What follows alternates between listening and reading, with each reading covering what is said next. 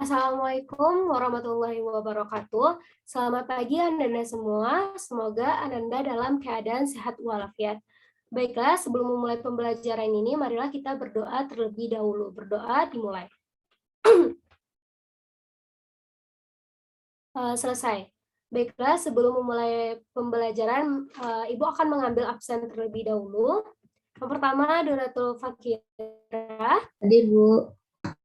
Arif Budiman. Hadir, Bu. Suci Cerika Yandra. Hadir, Bu. Zahra Alifah.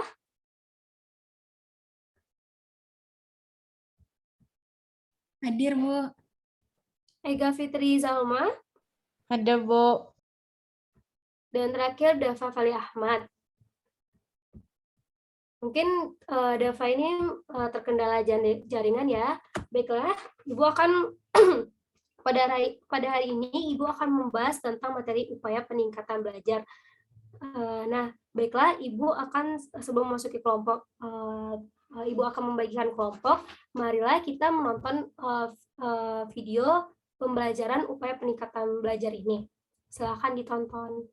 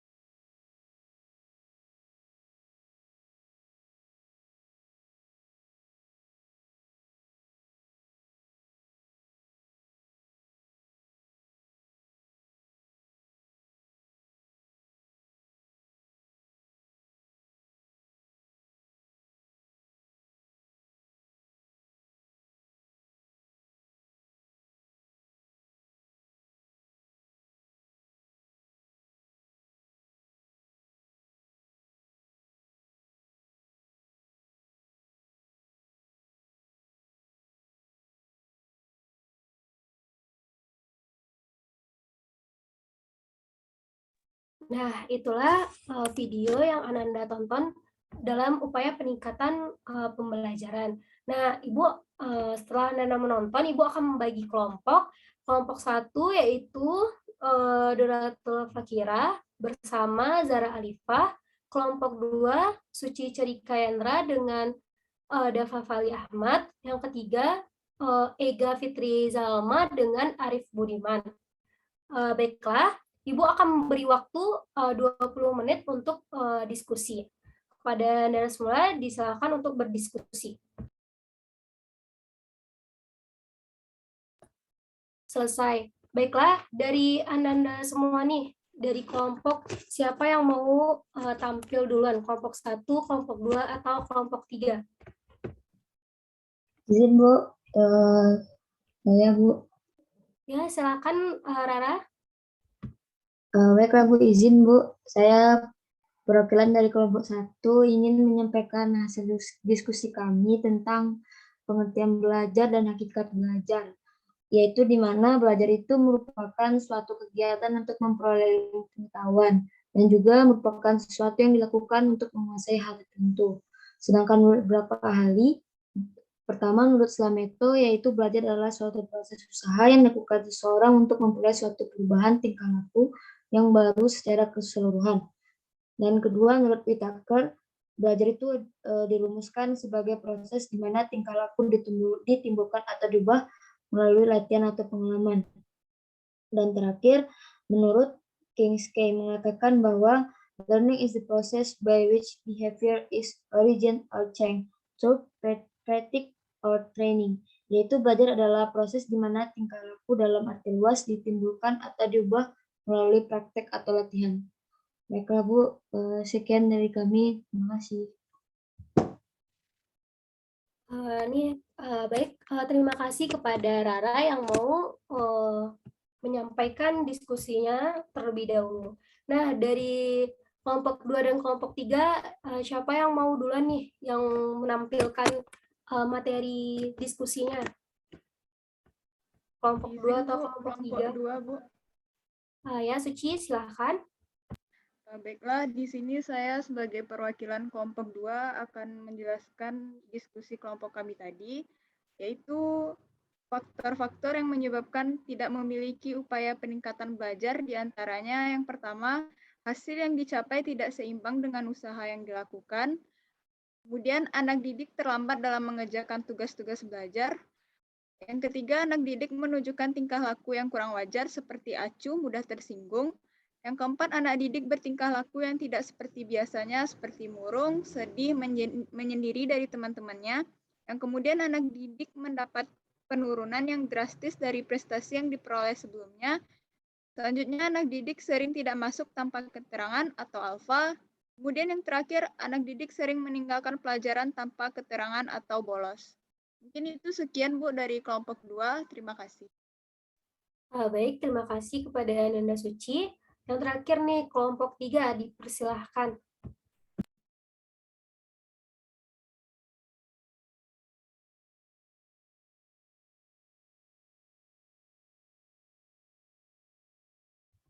Kelompok 3 ada Ega, dipersilahkan kepada Ega.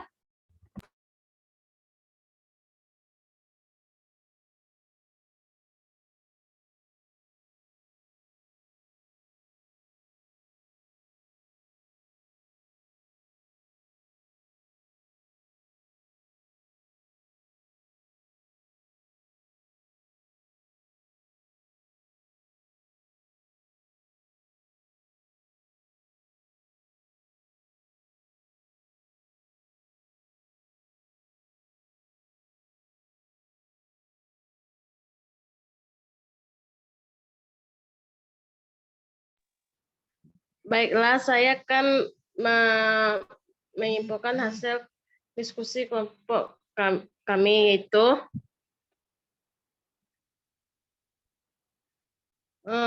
upaya meningkatkan motivasi belajar siswa. 1. Kuatnya kemauan untuk berbuat.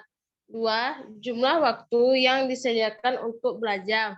Ketiga, kerelaan meninggalkan kewajiban yang atau tugas yang lain. Keempat, ketekunan dalam mengerjakan tugas. Menumbuhkan motivasi belajar siswa merupakan salah satu teknik dalam mengembangkan kemampuan dan kemauan belajar.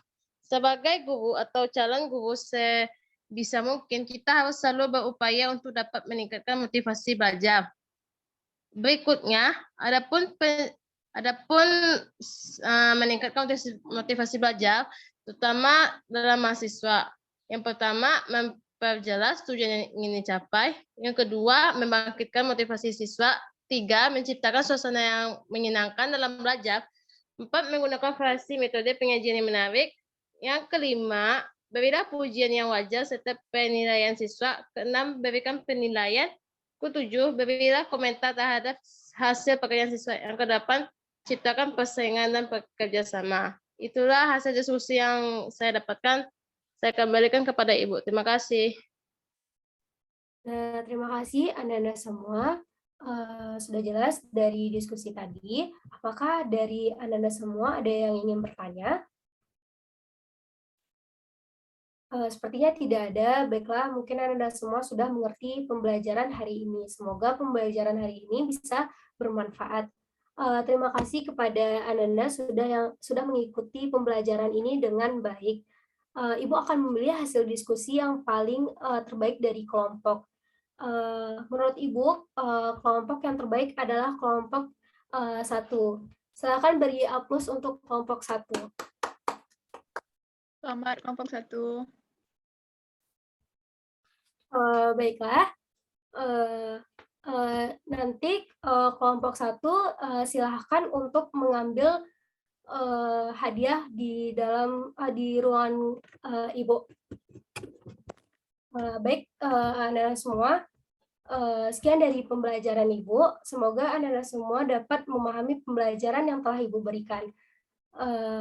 Ibu akhiri. Wassalamualaikum warahmatullahi wabarakatuh.